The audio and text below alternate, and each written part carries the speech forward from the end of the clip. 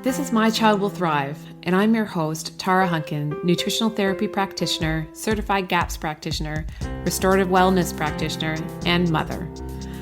I'm thrilled to share with you the latest information, tips, resources, and tools to help you on the path to recovery for your child with ADHD, autism, sensory processing disorder, or learning disabilities. My own experiences with my daughter, combined with as much training as I can get my hands on, research I can dig into, and conferences I can attend, have helped me to develop systems and tools for parents like you who feel overwhelmed trying to help their children. So sit back as I share another great topic to help you on your journey.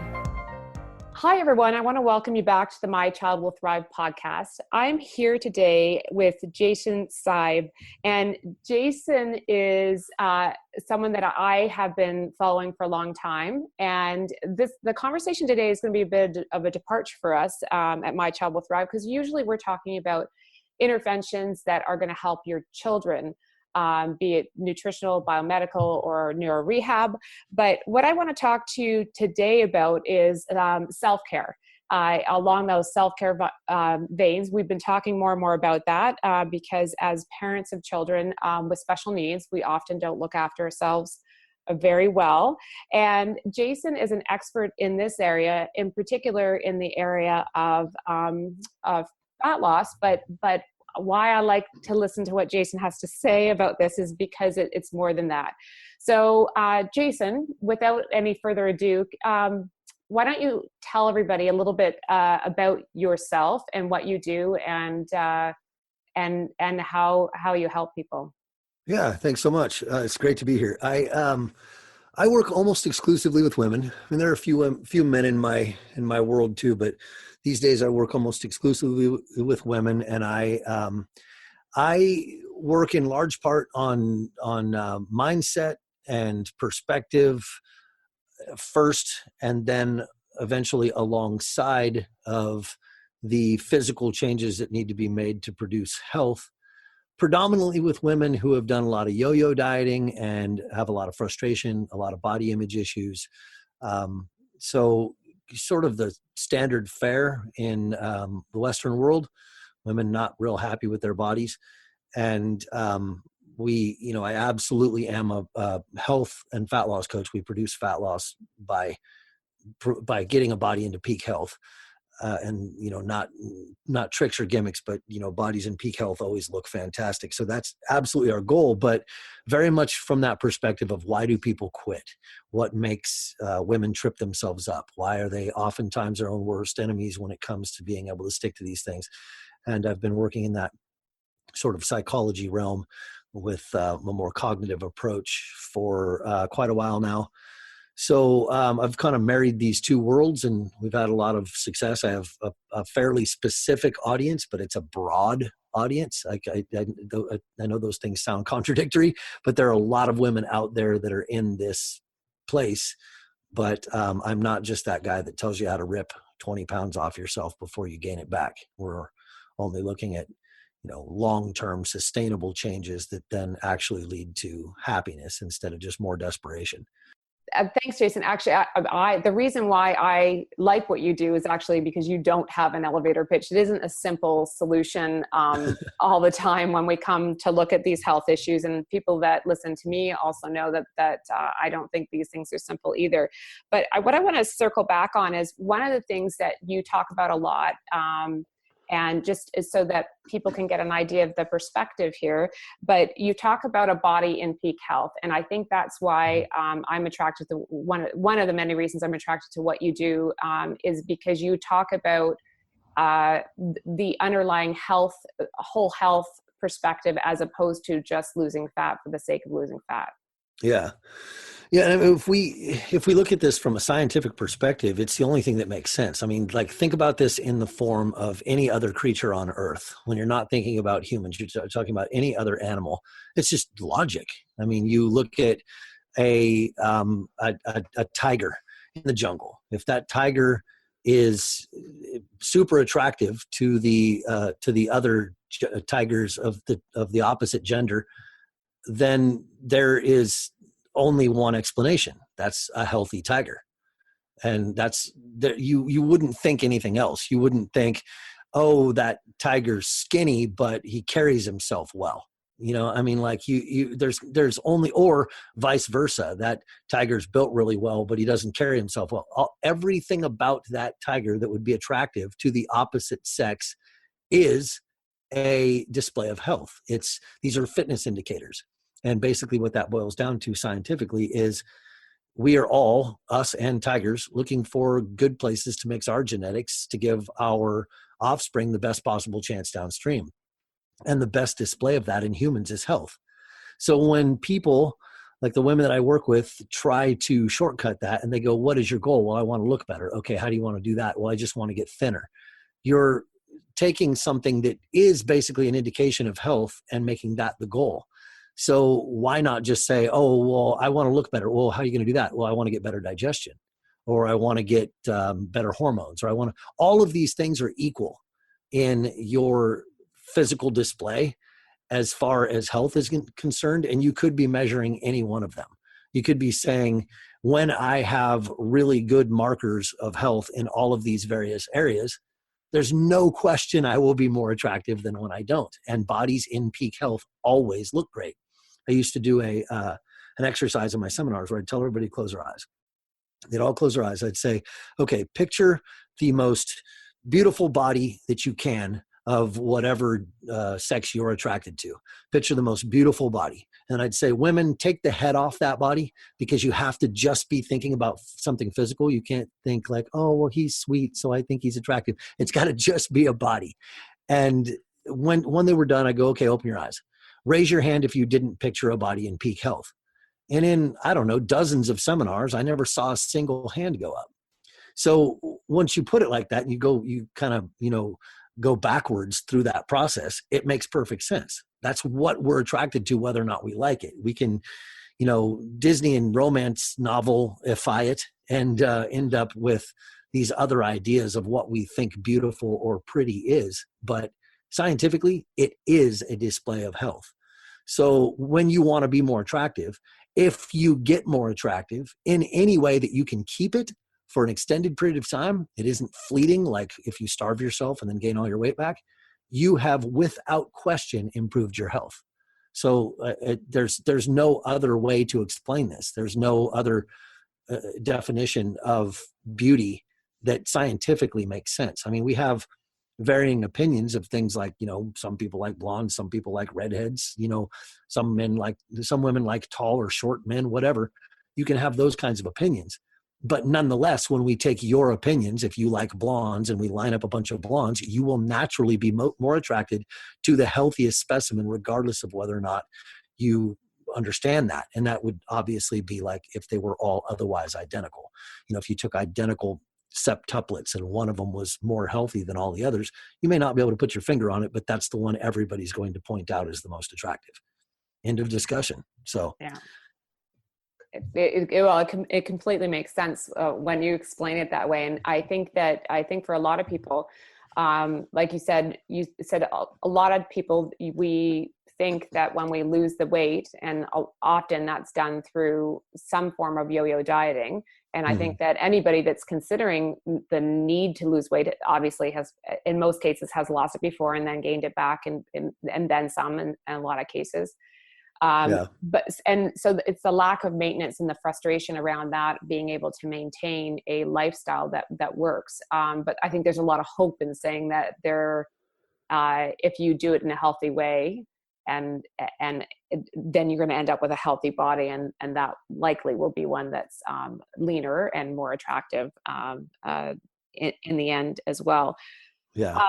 What I'm getting at there was what happens metabolically when we are doing what most of us were taught to do for many years, which is calorie restrict and up the cardio and calories in, calories out. When you have that mentality, what happens metabolically and therefore to your health over time? Yeah, when you either starve yourself by eating less or starve yourself by expending more, like through exercise that's designed to quote unquote burn calories, or when you do both. So basically, when if you go stand in front of your local grocery store and take a poll and ask people how to lose weight, they're going to tell you these exact things. You need to eat less food or move more. That's the advice. But when you do the standard advice for any length of time, especially when it's done, severely, like you go become a runner, or you're cutting your calories by a lot so that every day you're experiencing hunger. What you're telling your body is that life on earth sucks. It's horrible here. This is a terrible place to live, and your body will adapt. And the way it will adapt is by trying to save your life, because it's amazing. Despite the fact that you hate it and you say terrible things about it in the mirror every morning, it is amazing. And it will try to save your life. And it will do that by turning down the thermos, first off, the thermostat. It'll turn down the thermostat in your thyroid and lower your metabolic rate. So your metabolism goes down, so you don't have any energy in between these bouts of exercise, or if you're just starving yourself, your energy just goes through the floor. But your body's trying to save those calories because, again, it's trying to save your life. And then what it'll do is it will basically treat fat, stored body fat, as if it's the most important substance in your body, and it will give it up last. So we've all seen this. Like, you look at the starting line of most marathons and you see a couple of different kinds of people there. You have sometimes young people still riding on good genetics, or even older people can sometimes ride on good genetics. But if you're looking at averages, you see people who are thinking to themselves, God, if I just up my mileage a little bit more next week, maybe I'll finally lose this midsection fat. And then you have the people that are really, really emaciated, thin, ropey little muscles. And those are the people that are there to win. That's their sport. I've got no beef with those people. They're not going, hey, I'm running to be healthy. They're doing this because they want to win. And if that's your sport, go for it. But the example that you're getting there is that your body's holding on to that fat until it can't give up any more muscle mass. It's going, we can't let go of any more of this muscle mass. And so now we're being forced to give up this fat. So when you have people that are really lean and ripped, overall, on average, those people are going to be very emaciated. And the concept is this body is fighting against these stressors. It's going, there's not enough food to go around, and we're having to move a lot. And especially in the case of like steady state cardio, your body doesn't understand that. It's like in nature, you don't need to run for a half hour to catch any food or to escape any predators. So sadly, no.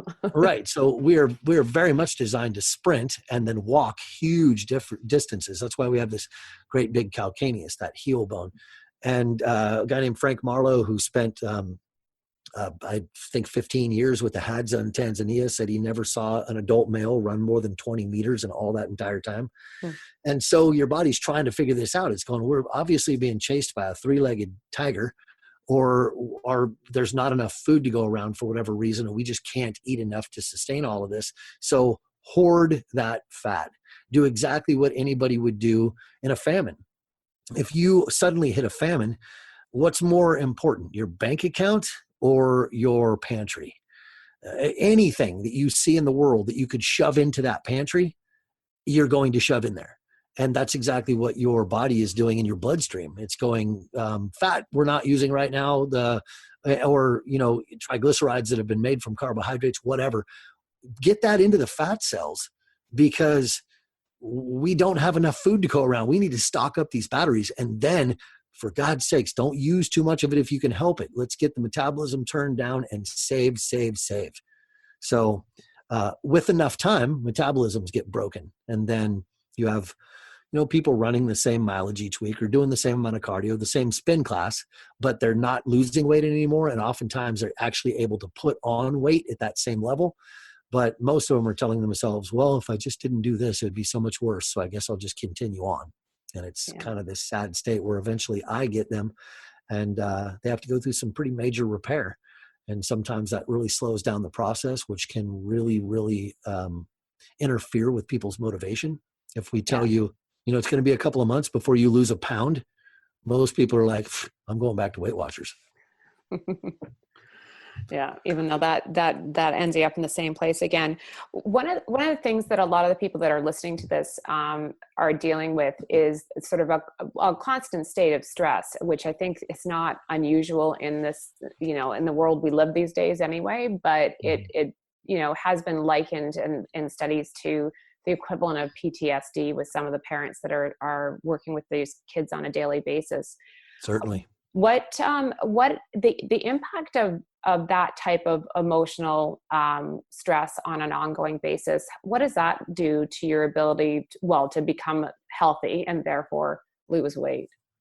Well, it makes it very difficult to control glucose, for one. So, cortisol's job, that's our primary stress hormone. Cortisol's job is to get you some quick glucose in your bloodstream, and it'll get that out of your muscles and your liver, the stored glycogen there, turned back into glucose. And if you don't sleep very well, that will be problematic too. And stress obviously affects sleep in very many people. And it kind of can go both ways. Stress can make it so that you have a hard time shutting off your head and going to sleep. But then stress also can mess with cortisol, which can mess with glucose, which then can mess with your ability to stay asleep in the night. If you suddenly get a cortisol spike and get some glucose in your bloodstream, you're going to snap wide awake. And so what makes all of this worse is that the lack of sleep, the stress, the cortisol, all of that keeps cravings really high. So people that are stressed out are typically wallowing in sugar. They're eating a lot of sugar, or sometimes equally bad is drinking a lot of alcohol. At that point, those things become drugs. You're looking for a head change so you can medicate that stress. And one of the biggest points that, I teach a lot of mindfulness in what I do, and it's absolutely essential to, changing your head, changing a lot of the things that you believe about the world, and the lens that you look at the world through are things that, keep people on track. A very quick side note on that, when somebody says something like, I deserve a treat after I've been so good on my diet. A little bit of mindfulness will tell you that is very much like saying, I did such a great job cleaning my house, I deserve to throw a handful of dirt on my living room floor. So sort of in that same vein, if you apply mindfulness to stress, what you can get out of it is finding out and having this realization that I think when it eventually just slaps you in the face, it can change everything. But that stress and stressors are not the same subject. They're not the same thing. You create stress in your head from stressors that are inputs from your world. And that makes stress subjective. Stressors are not subjective. Stress is. So you could have a job that you would call really stressful. If you have 10 people doing that exact same job, you will have a spectrum of stress. You will have one person who is just about ready to quit this job because they can't take the stress. You'll have other people that are having it affect their entire life, their relationships and everything. And you'll have somebody that's just whistling Dixie and doesn't care. It's not even really affecting them. And that's because stress and stressors are not the same thing. So an example that I give in my coaching is working with my daughter. My kids are homeschooled or basically unschooled.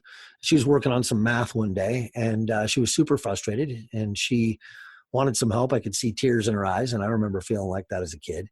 And I stopped her and said, look, if you can barely see the page because of all the tears in your eyes, you're bawling your eyes out for how hard this is, or if you're literally doing cartwheels because you're having so much fun, regardless, that math problem on that page is going to be exactly the same. Your stress level is doing nothing to your stressor.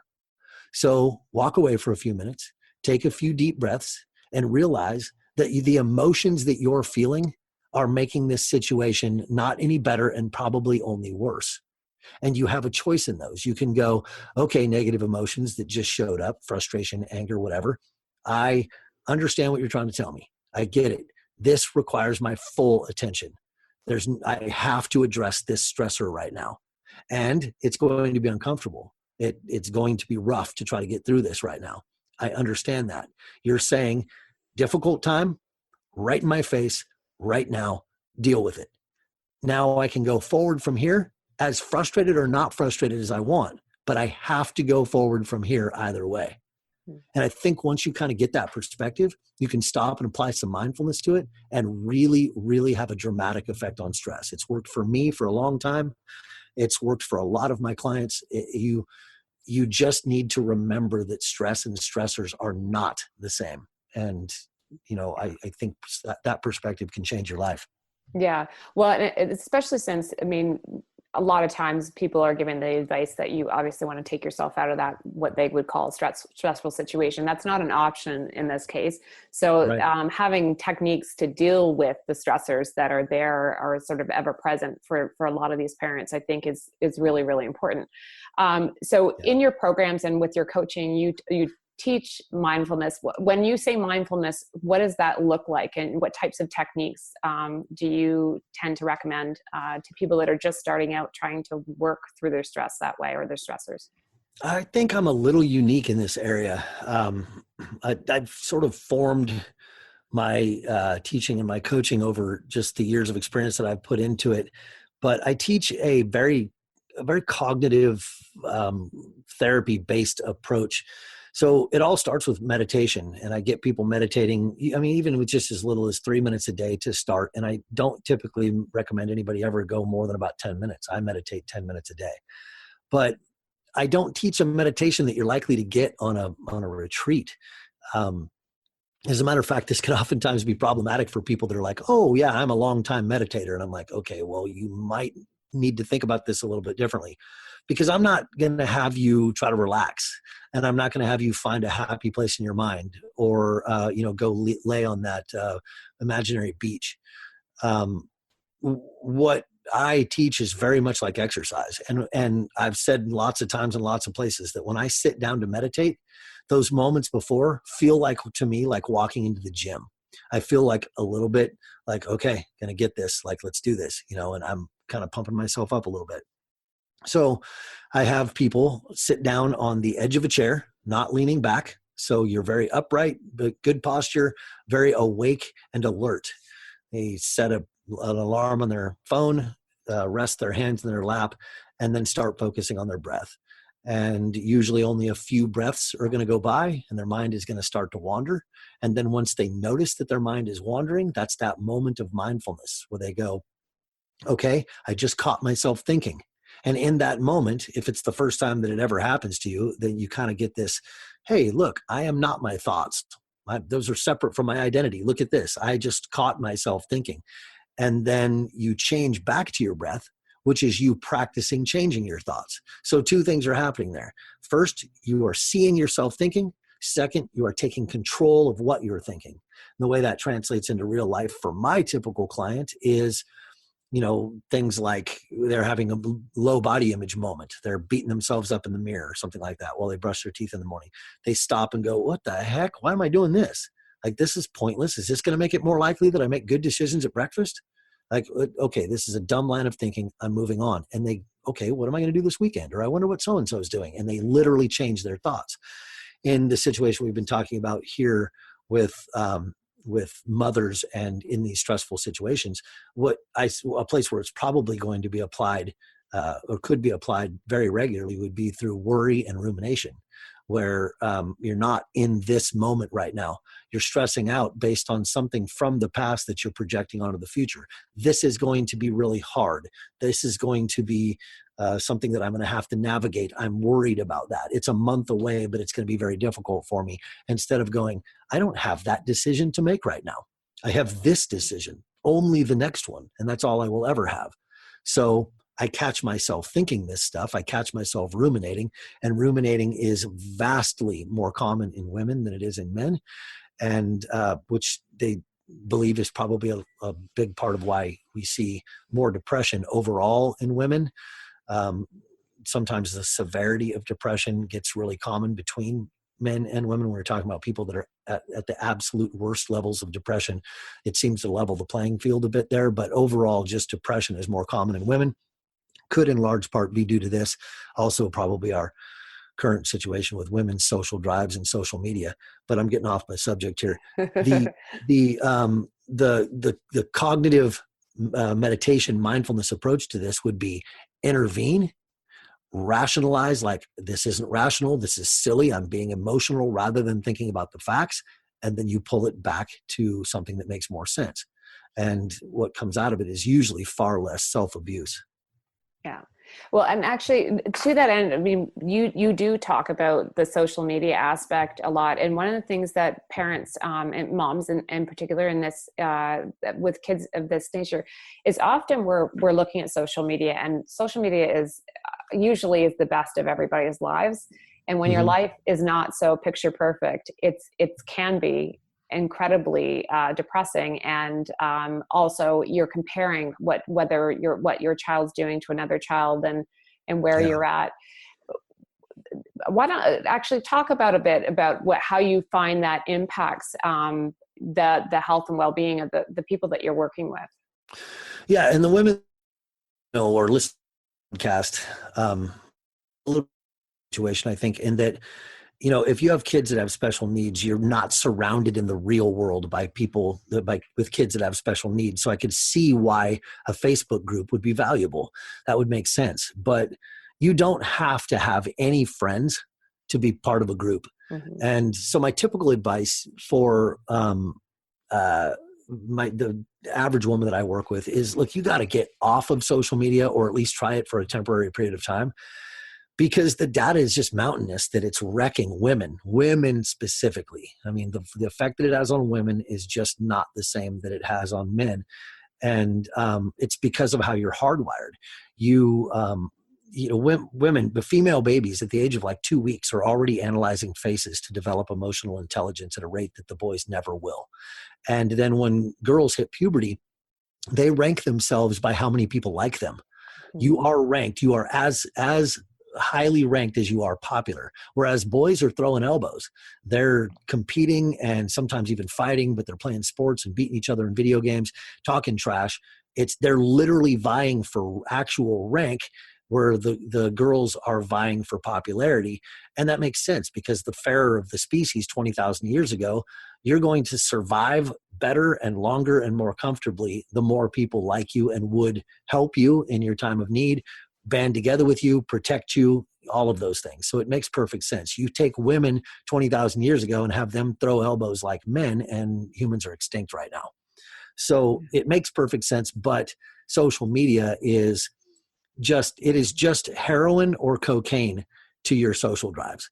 It is I have 3 daughters to raise, and this, in my career, there's no question this has been the worst thing, in my opinion, that's happened to women in my lifetime. And it probably, I'm 44 right now. I've never seen anything like it, and I probably never will. And it takes, the numbers, it just literally, you get likes and comments and followers and all of that, just literally playing into your social drives, exactly like cocaine plays into happiness. It's not actually social, but it feels like it is. So when we interview women and men in surveys about social media, men describe it often like their favorite form of entertainment. If they're super active there, they'll describe like their favorite Netflix show. Women will describe social media as mandatory. They've got this fear of missing out. It's just part of life. But they never say anything about how much they like it. And what it comes with that's so damaging is the social comparison that you mentioned a moment ago. In 5, you can do social media swipes of your in a way that your ancestors 20,000 years ago could not do over the course of an entire lifetime. And you take, 5 photos of yourself before you post one. And if your eyes are puffy that day, you don't post one at all. And you go untag yourself from other people's photos if you don't like the way you look. But you completely forget that everybody else is doing this too. So while you're seeing all of the highlight reels of everybody else's lives, and you're only posting the highlight reel of your life, the way it gets processed is, I have to work really hard to make myself look this good on social media, but nobody else is doing this. This is just them, so I suck. And it is just been a plague. It's been an absolute plague. And I think that moms that are under a lot of extra stress, that social comparison could be the piece that just, oh man, it's got to just be pushing a lot of them, maybe some of the women listening to this podcast right now, right over the edge. I've got some me time now that my kid's in bed. So you literally lay in your own bed with your phone and flip through social media. You just might as well do some heroin. Like, yourself is enough to make me want to come to your house and shake your shoulders and tell you, please stop. Yeah. Well, and I think I think part of that too is that, like you said, learning to participate with social media so that you're just participating in the groups that you find helpful as opposed to following everything else that's going on in the world makes a huge difference as well. It's easy. Just talk to everybody. Yeah. It's that simple. Then you can, Facebook forced everybody, and it really sucks. Just this like last year, they forced everybody to have a profile or to use their profile because they took away the groups app. There used to be a groups app that you could open and it would only take you to groups. And they were like, oh, we combined it into one, so it's no problem. That is not what happened. The reason why they combined it into one is so that when you open Facebook, you are forced to see your profile feed. Yeah. And so now they can get more advertising time out of you. Yeah. And it's the tricks they're playing on you. It's dirty pool. They're hiring all the same people that used to go to work for casinos, that used to create random reward for slot machines and things like that. All of those people go to work for social media companies now. Yeah. No, it's one of those things, like, you and I have talked about this before, that it's a blessing and a curse. It's a way to reach people and to help people as well. But at the same time, I find it can be more harmful than helpful a lot of the time. So yeah, it is a tough one to do. So, I mean, I know what people are thinking, and I think I have a feeling you probably know this too, is that everybody's, well, if this is all about how do I lose some weight, where are we talking about how we're eating and what else we're doing? Why is that not the first thing you talk about? but how we eat and what we're doing. Why is that not the most important thing right off the bat? Because you won't stick with it. There's nobody in my industry will ever get 20% success. And probably, being realistic, I think the 10% is probably a huge stretch of the people, that come to you and do use your product. And that's because people don't quit because of products. I mean, there are multiple diets out there that produce health. The one that I created, paleo, produces health. Keto works fairly well for some people. It doesn't work very well for others, but there are multiple diets out there that at least don't detract from health. So if a diet does not detract from health, if it's not deleterious to your health, then you could do it forever. So do you quit? Have you ever in your life quit a diet because of how many carbs you were supposed to eat or how much fat you were supposed to eat? No, I guarantee that's not why you quit. You will eventually quit a diet that involves starving yourself, because your body will put its foot down, and then you'll go eat a bunch of junk. And then pretty soon you'll tell yourself that you're a binge eater. When you're not a binge eater, you're starving yourself and you're forcing yourself to go eat a bunch of junk in between, when your body freaks out and goes, okay, you don't get to drive for a little while. We're going to take over. Yeah. But you don't quit for these reasons. Nobody does. Nobody quits because of the rules of a diet. They quit because one bite won't hurt. I deserve a treat. I don't deserve success. Or stress. Stress is, you get stressed out, you will get selfish in a blink when you're stressed out. When you get stressed out, your body, your mind has to go, okay, everybody else that I'm doing this for, everybody else that I want to like me for the way I look, you're all going to have to, go take a flying leap for a while, because I can't deal with you right now. You stupid jerks won't love me the way I am, but I can't pay attention to that right now because I'm stressed out. So you quit, and everybody's heard it. You get this big project at work, your kid breaks his leg, whatever, and then I fell off the wagon. And what it all comes down to is intrinsic versus extrinsic motivations. And that's probably a bigger subject, and I don't know, that'll be up to you, but that might be more than we can go into here today. But the bottom line is, nobody quits because of protocols. You don't, and everybody's like, well, that one didn't work out for me. Why didn't it work out? Oh, because I was supposed to eat like 40 carbs at this time. No, that's not ever why you quit. You quit because of the crap in your head. And then we just go on to the next thing without fixing the crap in our head, pretending that, oh, this time it'll be different. This time I'll be fine. And the Dove campaign said that 4% of women, and they looked at tens of thousands, 4% of women identify as beautiful. And like nearly every woman in the Western world over 30 has dieted at least once. And really, 4% are the only people that have ever won. And some of those people are women that were already thought they were beautiful, or always did, just from genetics, not from any effort they put into it. And we're supposed to believe that all of this is because, healthy diets just don't work for people. No, that's not what's going on. It's just not. You're quitting for the things you tell yourself, your worldview, your maybe lack of belief that you can actually accomplish this. The fact that you think everybody else is luckier than you. The fact that you think things like sugar or alcohol or chips or pizza are a good way to treat your negative emotions. Things like that if you don't address them, no protocol is ever going to help you. I can write you out a list of rules all day long, but you're not quitting because of those rules.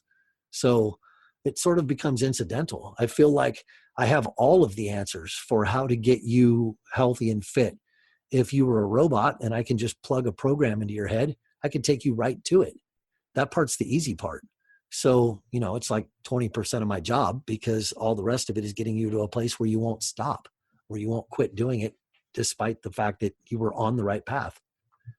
Yeah.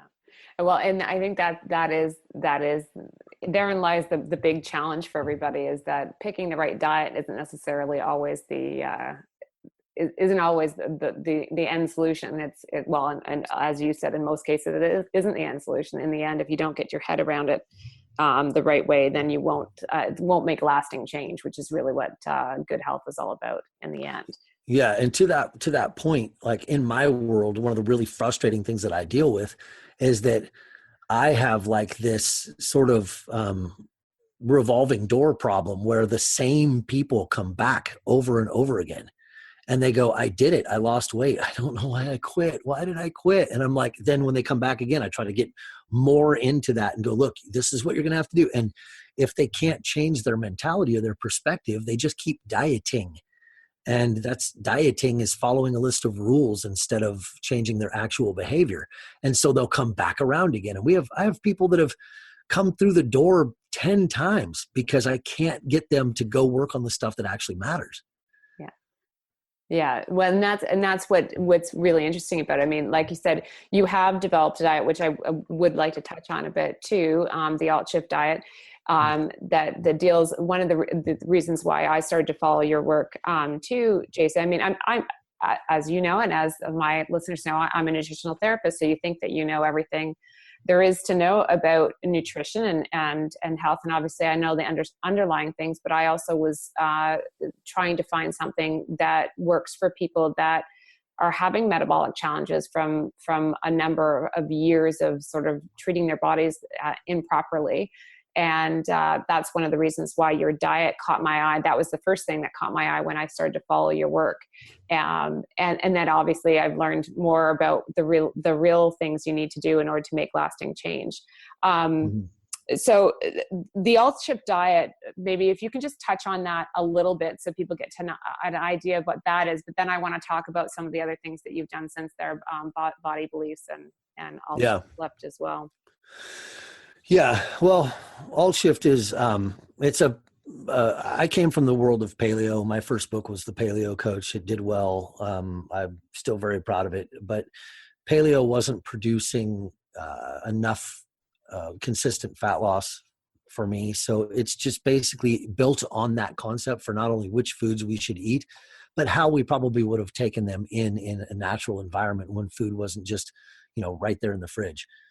So it cycles carbs, fats, and calories, but it does all of that by just food choices for the most part. So we just tell you when to eat some things and what we call shifts. So we have a 5 shift and a 3 shift, and you just are making food choices, and it mostly naturally, just for almost everybody, it will just be naturally cycles all of those things. And there are ways to get more advanced and tweak it down the road, but virtually nobody needs to start with any of those things. But, you brought up alt shift first here. I didn't bring it up. And the reason why is because now that I've said it, a few people, despite the fact that I'm saying what I'm saying right now, are going to run out and buy alt shift. That's the first thing they're going to do. Sorry about that, Jason. I wasn't thinking. No, it's fine. I'm glad that they're going to go run out and buy alt shift, because that money will go directly into my bank account. That's fantastic. Thank you for that. But I just like to make it clear that that's, if this is your like 5th or 100th diet, you're already on the wrong path if that's the first thing you went and got. So you can go to my website, altshiftdiet.com, and go to the little sign up tab there and get my book, Body Beliefs, for free, totally for free. And that book has 5 stars on Amazon with 76 reviews. And I decided to give it away for free, despite the fact that everybody was loving it, because I think it's that important. And you really, really should start there, so that you don't just end up giving me your money, and then being another one of those people that keeps coming back to me going, I believe in this because it worked for a while, but I just can't get it together. And then you go do some other guru's thing, and then you come back around and you go, oh, I felt like this was going to work. Why can't I stick to it? And, get your head straight first. Fix your head first so that you can go do this. I'm by no means telling you think yourself thin. I absolutely believe we've got to get into biochemistry and physiology in order for you to lose weight. But we have to change your behavior first so that you can do this. And when I say change your behavior, I mean your cognitive behavior. Your knee-jerk reaction, thoughts, and your beliefs need to change if you are ever going to stick to this stuff. And if you think back, you'll realize that that's true, because you've never quit anything because of the protocol. Yeah. Well, and that's why I say that body beliefs is actually what I've said to you before is I kind of chuckle because Jason really understands how the female mind works, and I find that fascinating, given that he's male. And but I think that most women, when they start to read the stuff, will see how in tune you are. And I'm sure that's from working with many clients over the years, and really getting to understand what the big issues that people have when they go to make lifestyle changes like this, and why they're struggling so much. And as you said right in the beginning, is why do people quit? And the importance around that. Yeah, and I think I was talking to you in a different conversation about, my understanding of women comes from almost like an anthropological perspective. Not being a woman is why I understand so much. I've been able to, sit back and look and watch and listen and just watch behavior. I don't look at anything that any woman's doing and ever immediately think of my own body, or ever immediately think of my own goals or anything like that. So I can be completely separate. And I think that's what gives me that clarity, that, being a man sometimes makes it so that women go, oh, he can't possibly understand, if they don't actually stop and look at my work. But I think it's the reason I do understand, is that I'm not one of you. So I can look at something you're thinking or doing or saying and never inject any of my own personal emotions in it. So, sometimes you need somebody on the outside to come point out your problem. And we've all felt this before. We've all had somebody outside our problem come up and point out something really obvious. And we're like, oh my God, I couldn't see the forest for the trees. And that's what I have been able to offer women in this scenario. Not like I don't need that stuff too. I just need it in different areas of my life. Yeah. So when people do, like you said, you want people to start with body beliefs and start there. And, but if they did want to move forward through the programs that you have set up, where are the opportunities to work with you? And what would you recommend for people that are getting starting out? Well, I'm in a little bit of a transitional stage right now in my career. I'm pulling back to some more one-on-one coaching type environment. But I mean, you can read Body Beliefs. Alt Shift is available on my website. It's only an ebook. You can get Body Beliefs on Amazon if you'd like it. You like a hard copy of it, but otherwise the free version is a PDF. And then from there, we've got Alt Shift Lift, which is our resistance training protocol designed to be able to do with nothing more than dumbbells and a bench at home. And there's actually videos since it's an ebook, I am in that book throughout it in videos showing you exactly what to do in proper form and all that. We've got Alt Shift Dish, which is a cookbook, another 40 recipes. There's 70 recipes in the original Alt Shift. And then we have forums that you can get to through our website, which is a good place to get questions answered. But I up to this point, I've been doing more group coaching, and I will go back to that, but it needs to be refined. And so I'm sort of backing off to a place where I'm doing more very exclusive, very intensive one-on-one coaching. And then out of that, I think over time we will develop back into a more exclusive and a more intensive form of group coaching, maybe within the year. And then from there, probably eventually a program that will stand alone that will be based on that group coaching. So something you could just literally just purchase that will, be a course over, 6 weeks or whatever that will unfold to you. But that's sort of the plan right now. So I guess I'm not in the greatest place to answer that question, because if you want to work with me right now, you kind of have to do it one-on-one. I do have one more round of my group coaching program called Alt Shift Activate coming up for anybody who has read Alt Shift and understands it before July 22nd. So I don't even know when this is going to post. That might be too late. Yeah.